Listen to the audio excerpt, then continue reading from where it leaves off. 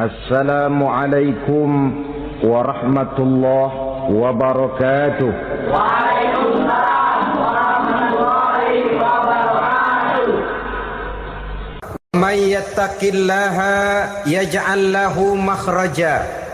Barang siapa yang bertakwa kepada Allah Subhanahu wa taala, maka dia akan diberikan makhraja. Makhraja itu jalan keluar dari segala macam kesulitan. Jalan keluarnya ada saja. Menurut ukuran kemampuan dia tidak mungkin, mustahil, tidak bisa, mana mungkin. Tapi pada waktunya ada saja jalan keluarnya. Termasuk jenis yang yaj'al lahu makhraja. Orang yang bertakwa kepada Allah selalu diberikan jalan keluar dari segala kesulitan yang dihadapinya. Siapa sih orangnya yang tidak pernah sulit dalam hidup ini? Siapa orang yang tidak pernah mengalami kesulitan? Tapi kadang orang menilai, itu kelihatannya hidupnya enak aja ya, kayaknya gak pernah mengalami kesulitan. Sebenarnya bukan tidak pernah mengalami kesulitan, Allah selalu memberikan jalan keluar dari segala kesulitan yang dihadapinya. Lah kalau Allah yang memberikan jalan keluar, tentu sangat mudah sekali. Orang yang bertakwa diberikan jalan keluar dari segala macam kesulitan. Satu. Yang kedua, wa yarzuqhu min haitsu la yahtasib. Dia akan diberikan rezeki oleh Allah dengan jalan yang tidak disangka-sangka. Rezekinya datang dengan cara yang tidak disangka-sangka. Puasa 6 hari di bulan Syawal. Diriwayatkan oleh Imam Muslim dari Abi Ayyub bahwa Nabi bersabda, "Man shoma Ramadhana summa atba'ahu sittan min Syawal kana kasyamid dahri." Barang siapa yang berpuasa di bulan Ramadan, kemudian diikutinya dengan 6 hari di bulan Syawal, maka dia seolah-olah seperti orang yang berpuasa 1 abad lamanya. Allahu Akbar. Demikian besar keuntungannya. 6 hari di bulan Syawal sama dengan orang yang berpuasa 1 abad lamanya. Ini fadailul a'mal, saudara-saudara. Jangan diartikan karena menang sudah puasa 6 hari bulan Syawal, Ramadan tahun depannya lantas nggak puasa. Kenapa? Ukurannya sudah 1 abad. Bukan itu pengertiannya. Ini mendorong orang memberikan ganjaran pahala yang sedemikian besar. 6 hari setelah Ramadan, artinya di bulan Syawal. Tidak pada hari pertama Syawal karena haram hukumnya berpuasa pada hari fitri itu. 6 hari di bulan Syawal. Tinggal lihat yang mampunya saja. Boleh berurutan, boleh tidak berselang-seling, boleh, asal saja jumlahnya 6 hari selama masih bulan Syawal itu. Hari ini 3 hari lagi, 4 hari lagi, diselang-seling atau berurutan, itu juga lebih baik. Puasa sunnah 6 hari daripada bulan Syawal. Kemudian yang kelima, puasa sunnah 3 hari pada setiap bulan. 3 hari pada setiap bulan. Diriwayatkan oleh Imam Bukhari dan Muslim dari Abi Hurairah. Abi Hurairah bercerita, "Ausani khalili sallallahu alaihi wasallam bisalasin." Kekasih saya Rasulullah berwasiat kepada saya, memesankan benar-benar kepada saya untuk melaksanakan 3 amalan yang terpuji. Pertama, siyamu salasati ayyamin min kulli syahrin. Puasa 3 hari dalam setiap bulan. Ini wasiat yang pertama. 3 hari pada setiap bulan. Tidak peduli bulan apa saja. Dalam artian ya bulan menurut perhitungan Islam ya. Muharram, Safar, Rabiul Awal, Rabiul Tsani, Jumadal Ula, Jumadil Akhir, Rajab, Sya'ban, Ramadan, Syawal, Zulqa'dah, Zulhijjah dan selanjutnya. 3 hari pada setiap bulan. Tanggalnya tanggal berapa saja, lebih utama pada yang disebut Yaumul Bid, yaitu hari-hari di mana bulan menunjukkan purnama. Tanggal 13, tanggal 14 dan tanggal 15 pada setiap bulannya itu disunahkan melaksanakan puasa. Itu wasiat pertama, puasa 3 hari pada setiap bulan. Wasiat yang kedua, warok'atai duha, melaksanakan sholat duha sekurang-kurangnya 2 rakaat. Itu wasiat yang dipesankan benar kepada saya, kata Abi Hurairah. Pertama, puasa 3 hari pada setiap bulan. Yang kedua, usahakan jangan meninggalkan 2 rakaat minimal daripada sembahyang duha. Kita tahu sembahyang duha itu sembahyang sunnah di waktu pagi seketika matahari naik sepenggalahan. Sekurang-kurangnya 2 rakaat, sebanyak-banyaknya 8 rakaat. Di antara fadilah atau keutamaan daripada sholat duha ini yaitu menyangkut masalah rezeki dan usaha. Kemudian wasiat yang ketiga, wa an utira qabla an anama. Beliau sangat berwasiat kepada saya untuk sholat witir sebelum tidur. Artinya sholat malam sebagai amalan sunnah di dalam kehidupan kita. Assalamualaikum warahmatullahi wabarakatuh. Alhamdulillahi rabbil alamin. Wa bihi nasta'inu ala umurid dunya waddin. Salatu wassalamu ala asyrafil anbiya wal mursalin Sayyidina wa maulana Muhammadin wa ala alihi wa sahbihi ajma'in, amma ba'du. Pada pertemuan kali ini secara khusus kita akan membicarakan tentang puasa ini. Kita akan mulai dari yang pertama, puasa sunnah. Sebagaimana yang kita maklum, sunnah adalah satu perbuatan yang apabila kita kerjakan berpahala, tapi apabila kita tinggalkan tidak merupakan dosa. Hanya saja ia merupakan barometer dan ukuran daripada orang-orang yang cinta kepada sunnah itu sendiri. Ada banyak jenis puasa-puasa sunnah ini. Yang pertama, puasa sunnah di bulan Muharram. Rasulullah sallallahu alaihi wasallam bersabda, afdalus siyami ba'da Ramadan syahrullahil Muharram, wa afdalus salati ba'dal fariḍah salatul lail. Diriwayatkan oleh Muslim dari Abi Hurairah. Puasa yang paling utama sesudah puasa Ramadan tidak lain adalah puasa di bulan Muharram. Dan solat yang paling afdal sesudah solat yang wajib adalah solat pada sepertiga malam yang akhir. Puasa di bulan Muharram merupakan puasa sunnah dan mempunyai nilai yang sangat besar dalam pandangan Allah Subhanahu wa ta'ala. Buat mereka yang mampu melaksanakan puasa sunnah di bulan Muharram ini, boleh melaksanakannya selama 10 hari. Hari yang pertama, boleh juga 3 hari saja, atau setidak-tidaknya 1 hari daripada bulan Muharram.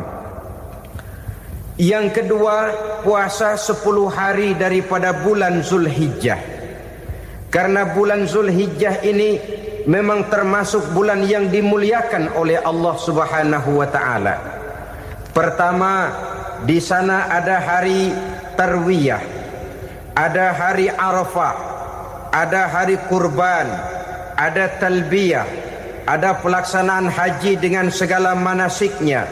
Maka puasa sunnah di bulan Zulhijjah merupakan amalan yang sangat utama dan besar pahalanya dalam pandangan Allah Azza wa Jalla. Sebagian ulama menjelaskan, man shoma hazihil ayyam akramahullahu bi asyri asya'in.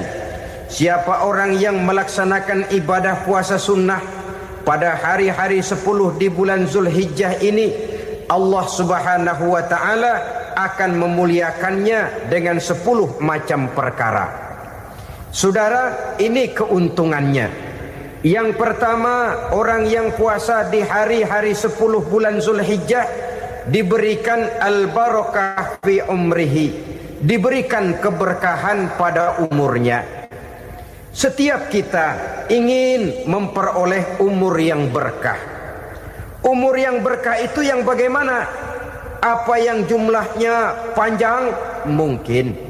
Tetapi yang jelas umur yang berkah ini adalah umur yang bisa dipertanggungjawabkan di hadapan Allah Subhanahu wa taala.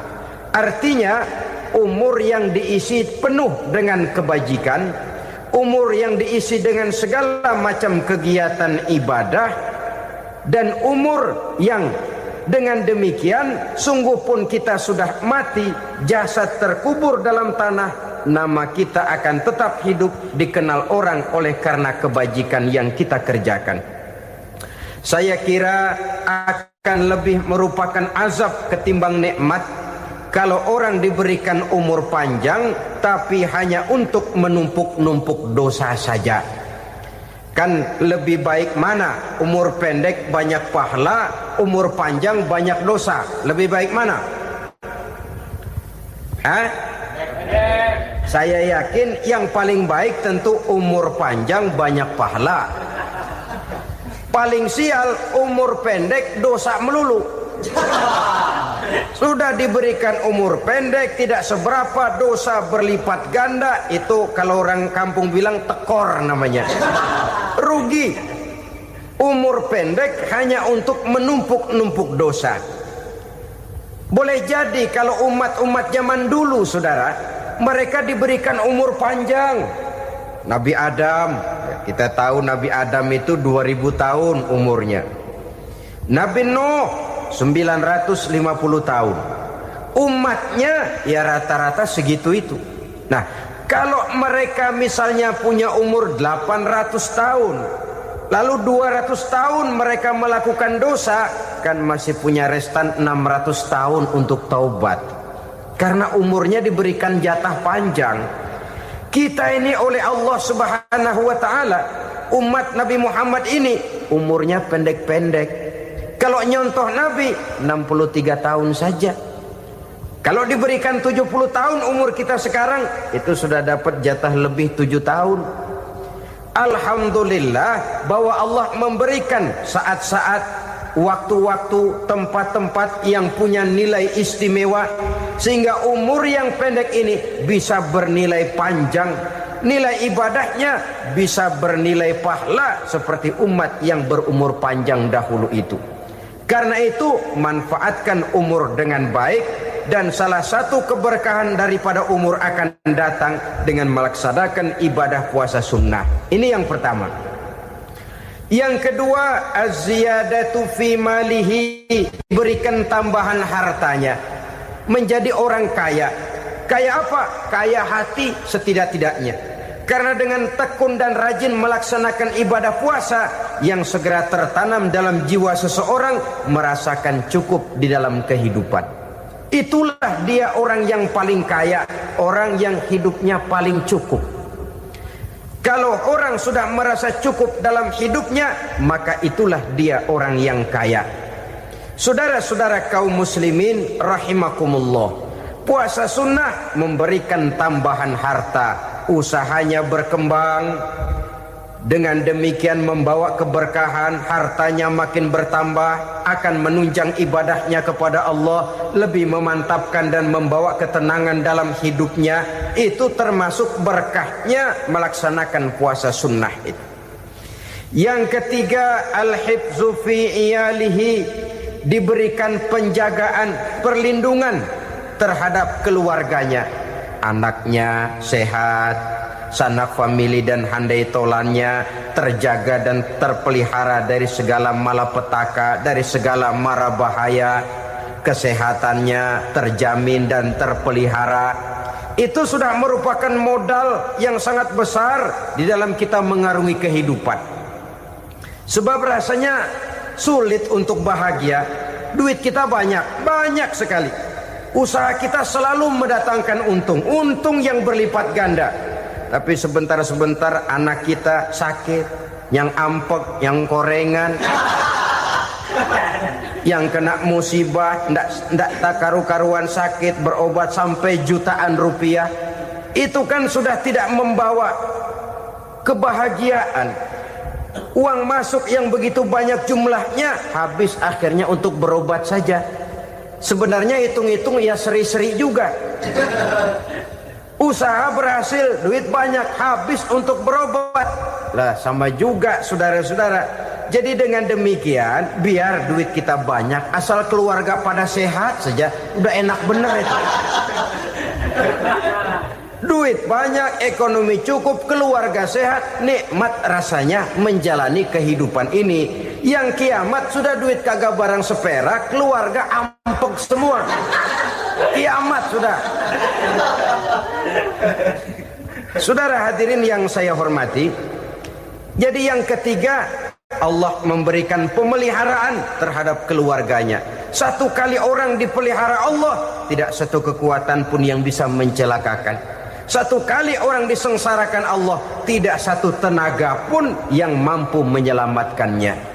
Itulah sebabnya perlindungan Allah, pemeliharaan Allah terhadap diri dan keluarga sangat kita perlukan di dalam kehidupan ini.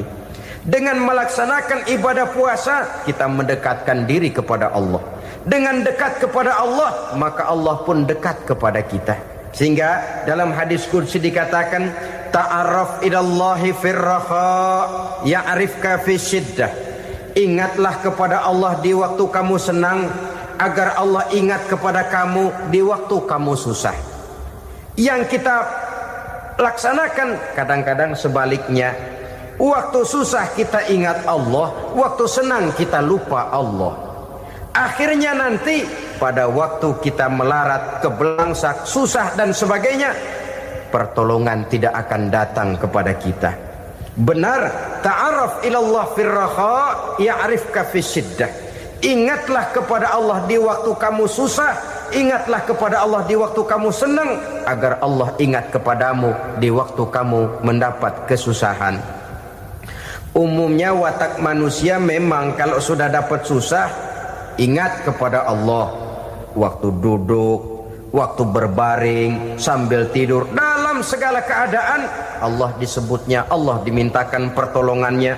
Tapi dikala dia berada pada posisi di atas angin, merasa senang, bahagia, Allah terlupakan. Saudara-saudara kaum muslimin, itu yang ketiga. Yang keempat, at-takfiru li sayyiatihi. Orang yang melaksanakan puasa sunnah itu diampuni segala dosa dan kesalahan yang telah dilakukannya. Dan yang kelima, at-tad'ifu li hasanatihi, diberikan balasan yang berlipat ganda dari segala kebaikan yang dikerjakannya. 1 berbalas 7, 7 bisa berbalas 10, 10 masih berbalas 100, masih ditambah dengan wallahu yudha'ifu liman yasha. Allah melipat gandakan pahala orang-orang yang dikehendakinya. Maka carilah satu kebaikan yang apabila kita kerjakan, dosa akan dihapus dan nilai pahalanya menjadi berlipat ganda. Satu kali kita bekerja, 2-3 pulau bisa kita raih dan kita jangkau. Yang keenam, orang yang melaksanakan puasa sunnah di bulan Zulhijjah, at-tashil li sakarati mautihi, diberikan kemudahan pada saat menghadapi sakaratul maut. Maut a mysterious problem. Dia adalah pintu yang setiap orang pasti akan memasukinya. Bahwa mati adalah mati, itu semua kita tahu. Tapi hakikat orang pada saat menghadapi mati itu kan berbeda-beda. Ada yang matinya itu gampang sekali, persis orang tidur saja, tidak nampak gelisah, tidak bikin susah yang hidup, tidak gelimpangan di tempat tidur, persis seperti orang mau tidur saja. Ada yang sulit sekali menghadapi sakaratul maut, gelimpangan di tempat tidur, bikin bingung orang yang nunggu. kadang-kadang seperti kerbau digorok lehernya. Saudara-saudara, sulit menghadapi sakaratul maut. Oleh karena itu Rasulullah sallallahu alaihi wasallam sering beliau itu kalau berdoa membaca Allahumma hawin alayya fi sakaratil maut.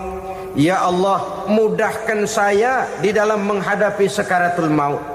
Rasulullah saja, saudara, orang yang ibadahnya paling banyak, orang yang hatinya paling bersih, orang yang akhlaknya paling luhur, masih berdoa semacam ini. Mohon dimudahkan oleh Allah agar mudah menghadapi sakaratul maut. Apalagi kita, terus terang kita ini paling-paling kelas muhtalid.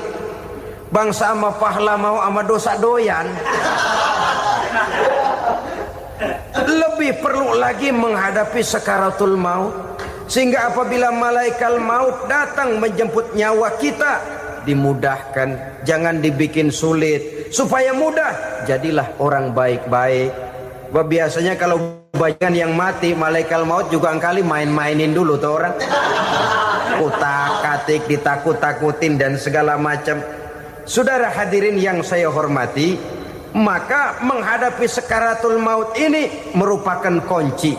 Apakah seseorang bisa husnul khatimah atau bisa su'ul khatimah?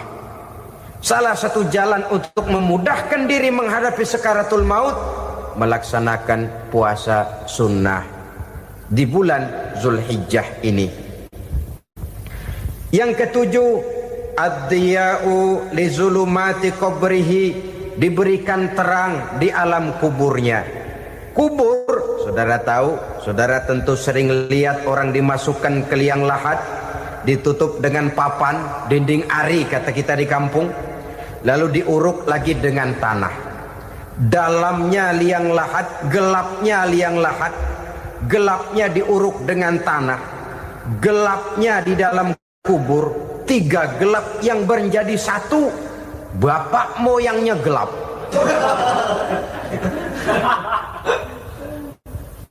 Puasa sunnah ini merupakan terang di alam kubur kita nanti.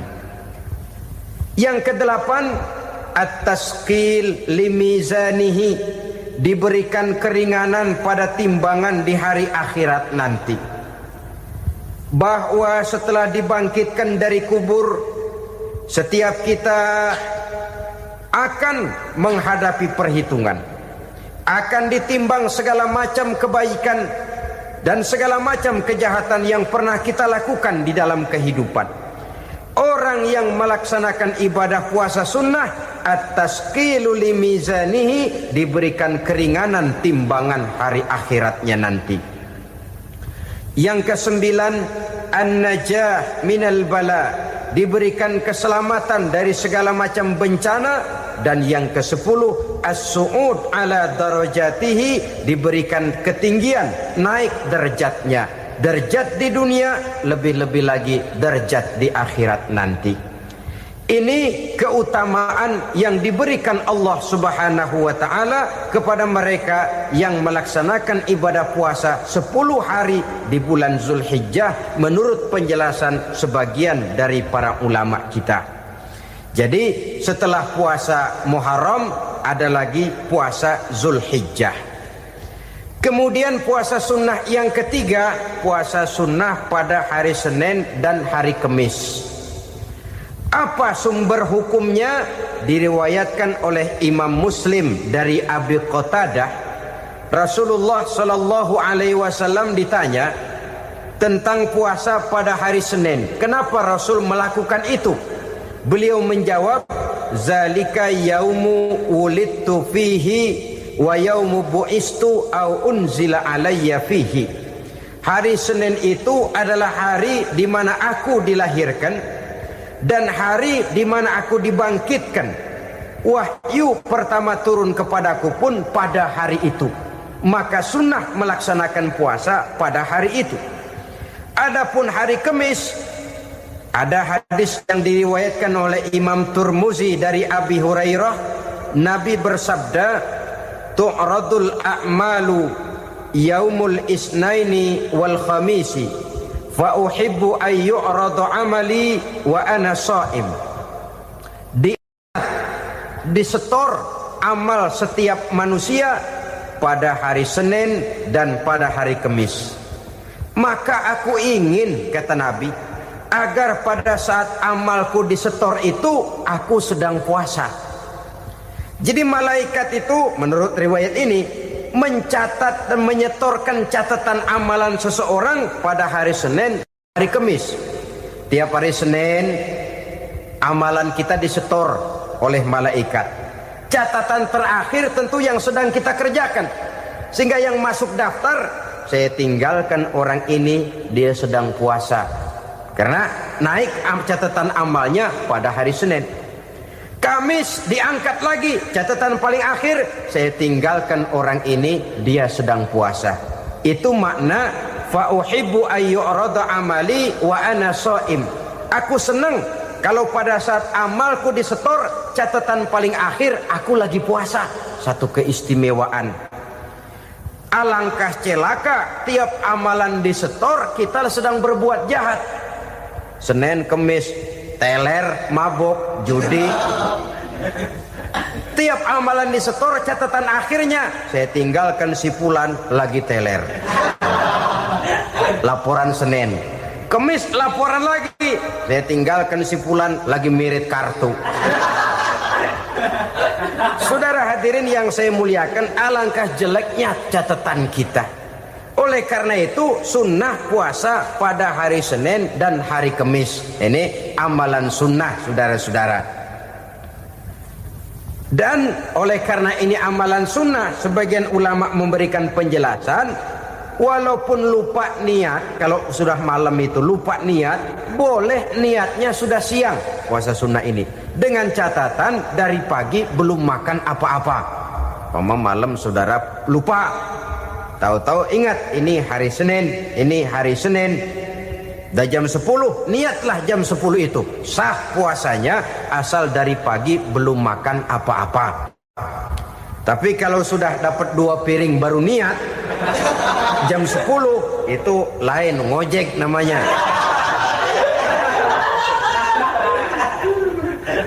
Jadi puasa sunnah yang ketiga, puasa pada hari Senin dan hari Kamis.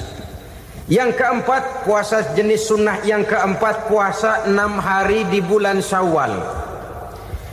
Diriwayatkan oleh Imam Muslim dari Abi Ayyub bahwa Nabi bersabda, "Man shoma Ramadhana summa atba'ahu sittan min Syawal kana kasyamid dahri." Barang siapa yang berpuasa di bulan Ramadan kemudian diikutinya dengan 6 hari di bulan Syawal, maka dia seolah-olah seperti orang yang berpuasa 1 abad lamanya. Allahu Akbar. Demikian besar keuntungannya. 6 hari di bulan Syawal sama dengan orang yang berpuasa 1 abad lamanya. Ini fadailul a'mal, saudara-saudara. Jangan diartikan karena menang sudah puasa 6 hari bulan Syawal, Ramadan tahun depannya lantas nggak puasa. Kenapa? Ukurannya sudah 1 abad. Bukan itu pengertiannya. Ini mendorong orang memberikan ganjaran pahala yang sedemikian besar. 6 hari setelah Ramadan, artinya di bulan Syawal. Tidak pada hari pertama Syawal karena haram hukumnya berpuasa pada hari fitri itu. 6 hari di bulan Syawal. Tinggal lihat yang mampunya saja. Boleh berurutan, boleh tidak berselang-seling, boleh, asal saja jumlahnya 6 hari selama masih bulan Syawal itu. Hari ini 3 hari lagi, 4 hari lagi, diselang-seling atau berurutan, itu juga lebih baik. Puasa sunnah 6 hari daripada bulan Syawal. Kemudian yang kelima, puasa sunnah 3 hari pada setiap bulan. 3 hari pada setiap bulan. Diriwayatkan oleh Imam Bukhari dan Muslim dari Abi Hurairah. Abi Hurairah bercerita, "Ausani khalili sallallahu alaihi wasallam bisalasin." Kekasih saya Rasulullah berwasiat kepada saya, memesankan benar-benar kepada saya untuk melaksanakan 3 amalan yang terpuji. Pertama, siyamu salasati ayyamin min kulli syahrin. Puasa 3 hari dalam setiap bulan. Ini wasiat yang pertama. 3 hari pada setiap bulan. Tidak peduli bulan apa saja. Dalam artian ya bulan menurut perhitungan Islam ya. Muharram, Safar, Rabiul Awal, Rabiul Tsani, Jumadal Ula, Jumadil Akhir, Rajab, Sya'ban, Ramadan, Syawal, Zulqa'dah, Zulhijjah dan selanjutnya. 3 hari pada setiap bulan. Tanggalnya tanggal berapa saja. Lebih utama pada yang disebut Yaumul Bil, yaitu hari-hari di mana bulan menunjukkan purnama. Tanggal 13, tanggal 14 dan tanggal 15 pada setiap bulannya itu disunahkan melaksanakan puasa. Itu wasiat pertama, puasa 3 hari pada setiap bulan. Wasiat yang kedua, warok'atai duha, melaksanakan sholat duha sekurang-kurangnya 2 rakaat. Itu wasiat yang dipesankan benar kepada saya, kata Abi Hurairah. Pertama, puasa 3 hari pada setiap bulan. Yang kedua, usahakan jangan meninggalkan 2 rakaat minimal daripada sembahyang duha. Kita tahu sembahyang duha itu sembahyang sunnah di waktu pagi seketika matahari naik sepenggalahan. Sekurang-kurangnya 2 rakaat, sebanyak-banyaknya 8 rakaat. Di antara fadilah atau keutamaan daripada sholat duha ini yaitu menyangkut masalah rezeki dan usaha. Kemudian wasiat yang ketiga, wa an utira qabla an anama. Beliau sangat berwasiat kepada saya untuk sholat witir sebelum tidur. Artinya sholat malam sebagai amalan sunnah di dalam kehidupan kita. Jadi saudara-saudara, dalam hidup ini kita akan selalu berbentur dengan keperluan. Kalau pada satu saat kita sudah sampai kepada tahap berpikir ini keperluan saya, tentu hal-hal semacam ini akan kita kerjakan. Kita belum tergerak melaksanakan ini semua oleh karena barangkali kita merasa belum memerlukannya. Karena itu marilah kita berusaha di samping melaksanakan puasa yang wajib juga melaksanakan puasa yang sunnah di dalam kehidupan kita. Ini jenis puasa-puasa yang sunnah. Kemudian yang kedua, ada macam puasa yang disebut puasa nazar. Hukum pelaksanaannya wajib apabila nazarnya sudah terwujud. Puasa nazar, puasa yang dikaitkan dengan suatu persoalan. Umpamanya, kalau saya lulus ujian, saya akan puasa 1 minggu lamanya.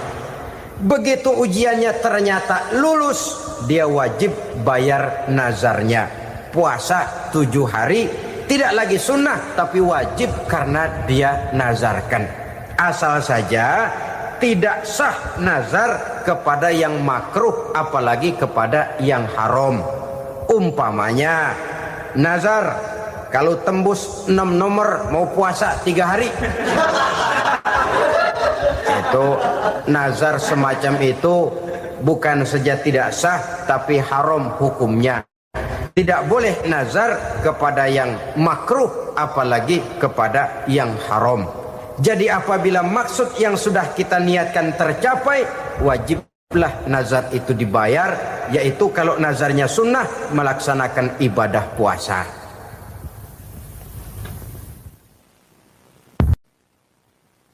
Saudara-saudara kaum muslimin rahimakumullah. Jenis puasa yang ketiga kita kenal dengan puasa wajib.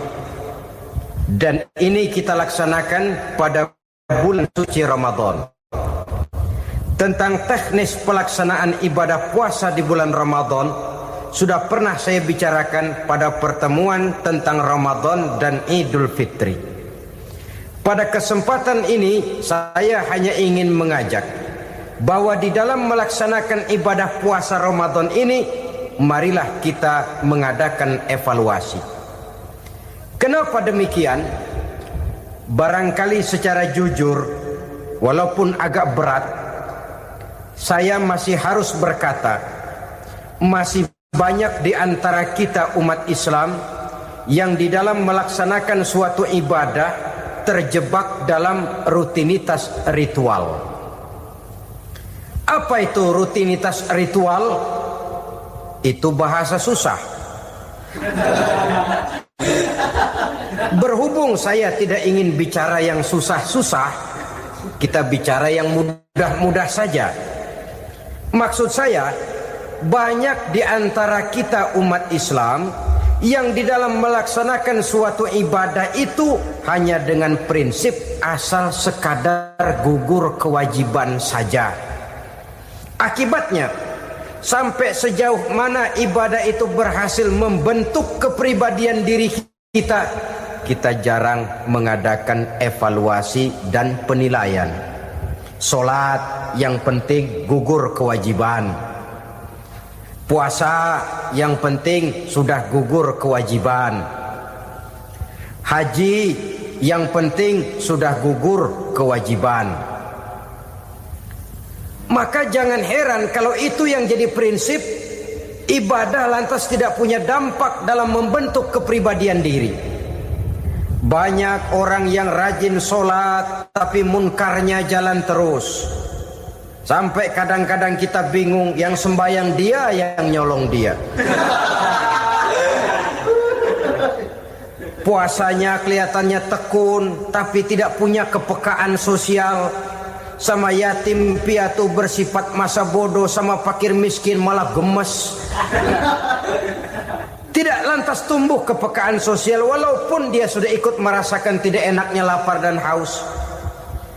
Ada juga yang sudah haji 4-5 kali mondar-mandir Jakarta Mekah, tapi gaya hidupnya tetap seperti katak di kolong tempurung, picik, sempit pandangan, dangkal hati, tidak terbuka walaupun sudah melihat Islam dalam skala internasional.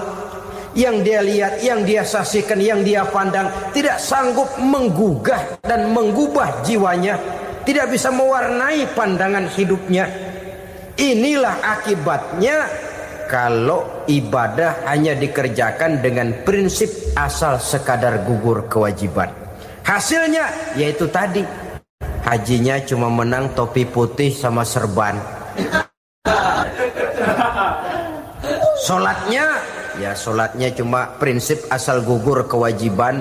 Begitu juga puasanya, begitu juga zakatnya dan ibadah-ibadah lainnya. Bukan tanpa satu maksud. Jikalau Allah Subhanahu wa taala memerintahkan kita melaksanakan ibadah puasa di bulan suci Ramadan, bahkan maksud itu sangat pada penghujung ayat yang memerintahkan kita puasa. Ya ayyuhalladzina amanu kutiba alaikumus syiyam kama kutiba alal ladzina min qablikum la'allakum tattaqun. Orang yang beriman diwajibkan atas kamu berpuasa, telah diwajibkan juga kepada orang-orang yang sebelum kamu, la'allakum tattaqun, agar kamu dengan puasa itu menjadi manusia yang bertakwa kepada Allah Subhanahu wa taala. Dengan kata lain, berhasil atau tidak puasa Ramadan kita ini akan nampak takwa kita meningkat atau tidak setelah kita melaksanakan ibadah puasa. Sehingga kalau orang mengatakan Ramadan itu merupakan month of training, bulan latihan, keluar latihan tentu harus semakin naik dan baik gaya kehidupan kita. Jadi tujuan utama daripada pelaksanaan ibadah puasa adalah untuk membentuk manusia yang bertakwa. Nah, takwa itu kata Imam Qusairi hurufnya ada 4. Ta, qaf, wawu, ya. Masing-masing huruf ini simbol dari pribadi orang yang bertakwa, bina dan dibentuk oleh pelaksanaan puasanya. Mari kita lihat. Huruf ta adalah lambang dari sifat tawadhu, rendah hati. Orang yang bertakwa, orang yang tidak mempunyai sifat sombong. Puasa menanamkan kita kesadaran terhadap kelemahan, terhadap keterbatasan, terhadap segala ketidakmampuan yang kita miliki. Ya Allah, baru sehari nggak kena makan, nggak kena minum, sudah begini lemesnya. Puasa memang, kalau pagi orang masih sehat, masih terdorong oleh sahur, siang masih lumayan, tapi zuhur ke atas biasanya mulai sikap lemah manusiawi, keterbatasan kekuatan biologis itu mulai nampak. Dari sini tanam satu kesadaran. Kalau begitu apa yang mau disembuhkan di hadapan Allah? Kaya, siapa sih orang paling kaya? Ilmu, siapa sih orang paling pintar? Pangkat, siapa sih orang paling tinggi jabatannya? Dari sifat semacam ini lahir introspeksi, rasa mawas diri, timbul sifat tawaduknya, rendah hatinya, tidak melonjak menjadi angkuh dan sombong lantaran sedikit kemampuan dan kekuatan yang dimilikinya. Lalu untuk sikap yang lebih jauh, terwujudlah, terbentuklah apa yang dinamakan stabilitas temperatur batin. Orang tetap konstan menjaga nilai-nilai idealisme yang pernah dimilikinya. Dia mulai dengan adil, dia berjalan tetap dengan keadilan, dan dia berakhir juga tetap dalam keadilan. Jangan mulainya adil, tengahnya setengah adil, di akhirnya malah zolim sama sekali. Ini tidak punya stabilitas temperatur batin. Kan banyak orang begitu toh. Mulanya benar, belakangan mau benar sendiri.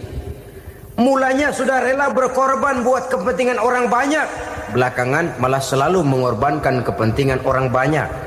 Waktu di bawah rajin baca ayat kursi, dapat kursi lupa ayat. Stabilitas temperatur batin tertipu oleh perasaan seolah-olah situasi dan kondisi sudah serba memungkinkan, sudah serba menguntungkan. Orang yang dibentuk pribadinya oleh pelaksanaan ibadah puasa, dia sadar apapun keberhasilannya, apapun kedudukannya, apapun nilai kekayaannya, itu cuma sebagian kecil sekali dari apa yang ada pada zat Allah Subhanahu wa ta'ala. Hati tidak takabur, sesuai dengan namanya takabur dari kalimat takabbaro ya takabbaru, membesar-besarkan diri. Orang yang suka membesar-besarkan diri, orang yang tidak yakin bahwa dirinya orang besar, lalu dibesar-besarkan dirinya. Sebenarnya itu sudah satu sikap di mana dia tidak percaya kepada diri sendiri. Dirinya sebenarnya bukan apa-apa, cuma ingin dianggap besar, lalu dibesar-besarkan. Takabbur namanya. Puasa sekali lagi melatih kita menanamkan kesadaran akan kelemahan dan keterbatasan kita sebagai makhluk. Itu sikap tawadhu. Fir'aun, sudah tahu Fir'aun, lama-lama dia jadi raja, lupa diri dan lupa daratan, melonjak menjadi angkuh dan sombong sampai kepada puncak kekurang ajarannya, memproklamirkan dirinya menjadi Tuhan. Hitler juga begitu. Pendeknya orang manakala tidak ada kesadaran tentang dari mana segalanya berasal dan kemana segalanya akan kembali, dia mudah out of control. Kalau sudah out of control, maka dia akan melakukan perbuatan yang melampaui batas. Itu yang pertama. Jadi orang takwa, orang yang rendah hati, salah satu tujuan daripada pelaksanaan ibadah puasa menanamkan sikap rendah hati. Dari sikap rendah hati ini yang timbul lalu apa? Kepekaan sosial. Kalau saya puasa, saya sudah merasakan bagaimana tidak enaknya lapar. Saya sudah merasakan bagaimana tidak enaknya haus. Tapi bagaimanapun, saya lapar cuma sebentar, saya haus cuma sebentar. Selesai maghrib, lapar saya hilang, haus saya hilang. Bagaimana yatim piatu, orang-orang tua jompo yang perlu santunan, orang-orang miskin yang terkapar di kolong-kolong jembatan, yang tiap hari merasakan perasaan seperti ini, tanpa tahu kapan hidup dan nasibnya akan berubah, tidur beratapkan langit berselimut koran. Kalau demikian saya ini beruntung, kalau demikian apa yang bisa saya lakukan untuk mereka? Kepekaan sosial ini lalu timbul dalam apa yang orang sekarang namakan solidaritas kesetiakawanan sosial.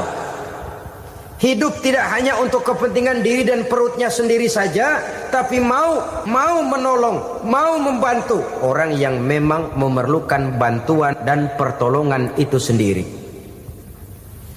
Jangan setelah tahu lapar tidak enak, haus tidak enak, tapi kita tidak mau tenggang rasa, tidak mau timbang rasa.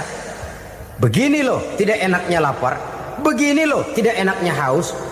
Ini terjadi pada diri saya. Saya masih mampu, masih berbuka puasa. Bagaimana yang tiap hari merasakan seperti ini? Tidak Ramadan, tidak Syawal, tidak Zulqa'dah, tidak Zulhijjah, selalu kelaparan dan kehausan. Dari sana timbul kepekaan sosial. Lalu lahirlah sikap pemurah, dermawan, mau menoleh ke kiri dan ke kanan. Bahkan Al-Quran itu sampai mengancam betul. Ara'aita allazi yukadzibu bid-din fadzalika allazi yad'ul yatim wa la mendustakan agama. Islam mendustakan Islam. Salat dia tapi mendustakan salat. Puasa dia tapi mendustakan puasa. Siapa mereka itu? Fadzalika allazi yad'ul yatim. Merekalah orang-orang yang meninggalkan anak-anak yatim. Wala yahuddu ala ta'amil miskin, dan tidak pernah memberi pertolongan, tidak memerintahkan memberi makan kepada fakir miskin, walaupun dia berada pada posisi dan kondisi yang memang dia mampu. Nah, kalau dia tidak mampu itu lain soal. Dia mampu, dia tahu dan dia diam saja. Itu termasuk yukadzibu biddin. Orang-orang yang mendustakan agama. Berlindung kita kepada Allah, jangan sampai termasuk ke dalam kelompok itu. Yang kedua saudara, huruf takwa itu qaf. Qaf adalah lambang dari sifat qanaah. Qanaah artinya merasa cukup. Puasa melatih kita untuk bersikap cukup dalam hidup. Kalau kita perturutkan menjelang saat berbuka, menunggu waktu berbuka, istilah orang di Jawa Barat ngabuburit katanya. Kita menunggu saat berbuka, segalanya saja ingin kita beli, segalanya saja ingin kita minum, semuanya saja ingin kita makan. Sebab nafsu sudah begitu berupa. Perut sudah sedemikian lapar, kerongkong sudah sedemikian haus. Rasanya semuanya saja ingin kita telan. Tapi tahukah kita bahwa setelah maghrib berbunyi, berapa banyak yang kita makan, berapa banyak yang kita minum? Sesuaikah dengan keinginan kita tadi siang? Tadi siang semuanya ingin kita makan, tadi siang semuanya ingin kita minum. Setelah berbuka, berapa banyak yang kita makan, berapa banyak yang kita minum? Itulah kehidupan. Segalanya ingin kita kuasai, segalanya ingin kita punyai, tapi berapa sih yang benar-benar kita perlukan? Maka orang kaya adalah orang yang hidupnya cukup. Orang miskin hakikat yang selalu merasa kurang. Bagaimanapun besar rumah, banyak uang kita, berpuluh kendaraan kita, kalau hidup selalu merasa kurang, itu artinya kita masih miskin. Maka jikalau ingin menjadi orang kaya, kuncinya hakikatnya cuma satu, hati kita merasa cukup dengan yang diberikan Allah, bersyukur atas segala nikmatnya, dan dengan syukur itu, nikmat itu akan ditambah oleh Allah Subhanahu wa ta'ala. Puasa menimbulkan sifat qanaah, dan qanaah adalah watak daripada orang-orang yang bertakwa kepada Allah Subhanahu wa ta'ala. Persis seperti orang minum air laut. Makin diminum makin haus, makin diminum makin kering tenggorokan. Begitulah orang berhadapan dengan materi. Tadinya dia akan senang kalau dia merasa punya tanah ratusan hektar, Sudah ratusan hektar, tidak cukup ngelamun lagi, alangkah nikmatnya kalau bisa beli gunung. Gunung dibeli. Sudah punya gunung, lihat laut. Aduh, kalau laut juga bisa dibeli, beli lagi laut. Sudah punya laut, lihat ke atas langit, ada yang jual apa enggak ya?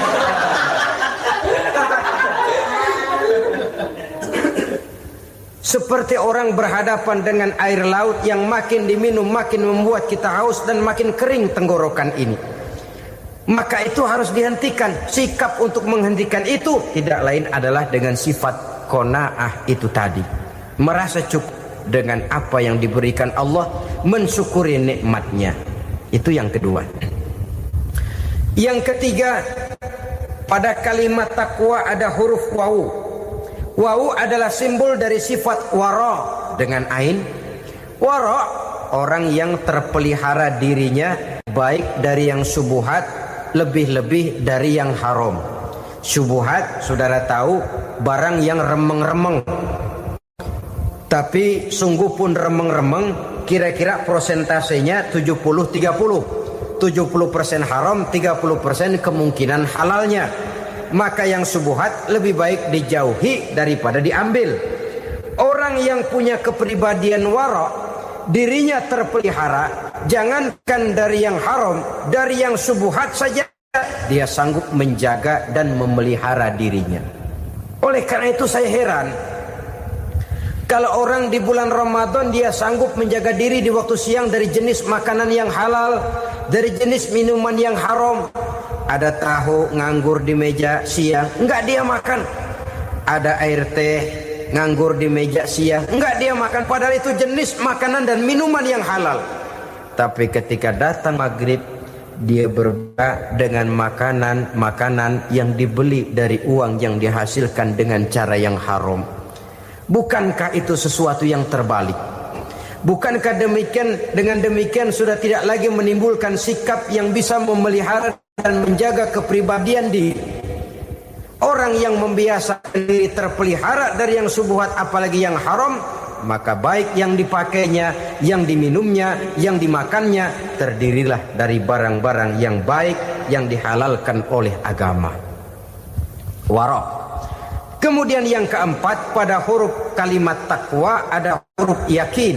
Huruf ya, simbol dari sifat yakin. Orang yang puasa dibentuk kepribadiannya mempunyai satu keyakinan yang tangguh. Dan keyakinan adalah ciri daripada orang yang takwa. Kita lihat, yang dipanggil melaksanakan ibadah puasa ini kan iman. Karena memang sulit untuk melaksanakan puasa kalau tidak iman yang jadi dasar. Setidaknya seperti sudah pernah saya sampaikan, ibadah puasa ini memang sulit terkena penyakit show. Kalau kita sholat barangkali terangsang karena kelihatan orang lain. Kalau kita pergi haji mungkin jadi sugesti karena orang banyak tahu. Kalau kita bayar kita jadi terangsang karena banyak orang lihat. Tapi kalau sudah puasa, puasa itu kan yang tahu cuma kita dan Allah saja. Ya, kita sholat, orang lain lihat, kita jadi rada semangat. Kita pergi haji, orang lain banyak ngantar, kita semangat. Kita bayar zakat, orang lain banyak saksikan, kita bersemangat. Tapi kita puasa, siapa yang mau nyaksiin kita puasa? Siapa yang mau memuji kita puasa? Siapa yang mau menyanjung kita puasa? Itu cuma urusan kita dan Allah. Oleh karenanya, dasar daripada pelaksanaan ibadah yang harus mencegah tenggorokan segalanya jadi nikmatan. Tidak ada kerja yang lebih indah selain kerja yang didasarkan kepada satu keyakinan bahwa yang kita kerjakan itu adalah sesuatu yang benar.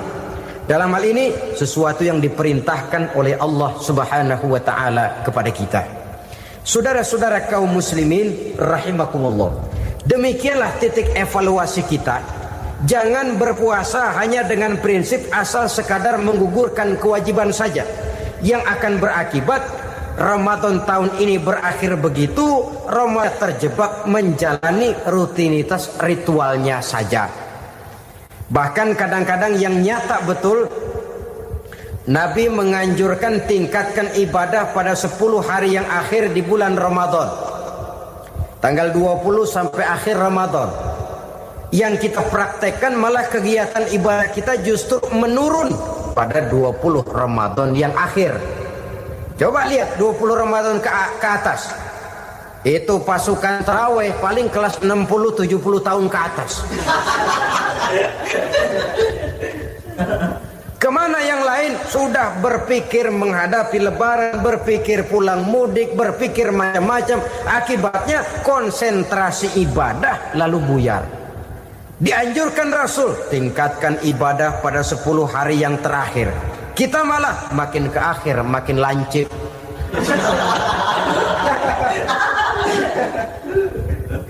Saudara-saudara kaum muslimin rahimakumullah, kita terjebak oleh sesuatu yang sementara, oleh sesuatu yang bersifat kulit, lalu meninggalkan isinya. Padahal jikalau kita tidak mengisi Ramadan dengan kegiatan ibadah, berarti kita tidak keluar dari Ramadan dengan jiwa yang baru, yang sudah ditempa oleh pengalaman ibadah di bulan Ramadan. Artinya kita tidak kembali kepada fitrah, kesucian seperti saat kita dilahirkan. Lalu kalau kita tidak kembali kepada fitrah, apa yang mau kita rayakan pada Idul Fitri itu?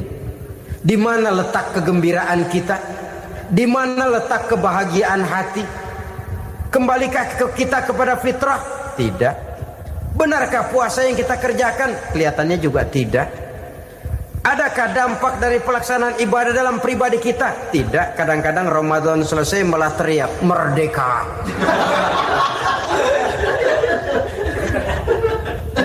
Kalau tadinya Ramadan dia merasa terhalang, mau keluar siang, mau makan siang, bulan puasa, mau minum siang, bulan puasa, mau gandengan, bulan puasa. Ramadan selesai, kibarin bendera, teriak merdeka. Lalu kembali merajalela. Saudara-saudara, dampaknya tidak akan kelihatan. Padahal puasa yang baik, la'allakum tattaqun, membentuk manusia yang bertakwa kepada Allah Azza wa Jalla. Nah, sekarang apa kemudahan dan keistimewaan yang akan diberikan Allah kepada mereka yang sampai kepada tingkat takwa ini? Al-Quran menjelaskan, pertama, may yattaqillaha yaj'al lahu makhraja. Barang siapa yang bertakwa kepada Allah Subhanahu wa taala, maka dia akan diberikan makhraja. Makhraja itu jalan keluar dari segala macam kesulitan. Jalan keluarnya ada saja. Menurut ukuran kemampuan dia tidak mungkin, mustahil, tidak bisa, mana mungkin. Tapi pada waktunya ada saja jalan keluarnya. Termasuk jenis yang yaj'al lahu makhraja. Orang yang bertakwa kepada Allah selalu diberikan jalan keluar dari segala kesulitan yang dihadapinya. Siapa sih orangnya yang tidak pernah sulit dalam hidup ini? Siapa orang yang tidak pernah mengalami kesulitan? Tapi kadang orang menilai, itu kelihatannya hidupnya enak aja ya, kayaknya gak pernah mengalami kesulitan. Sebenarnya bukan tidak pernah mengalami kesulitan, Allah selalu memberikan jalan keluar dari segala kesulitan yang dihadapinya. Lah kalau Allah yang memberikan jalan keluar, tentu sangat mudah sekali. Orang yang bertakwa diberikan jalan keluar dari segala macam kesulitan. Satu. Yang kedua, wa yarzuqhu min haitsu la yahtasib. Dia akan diberikan rezeki oleh Allah dengan jalan yang tidak disangka-sangka. Rezekinya datang dengan cara yang tidak disangka-sangka. Gajinya mungkin kecil, tapi penghasilannya gede. Kan itu yang penting.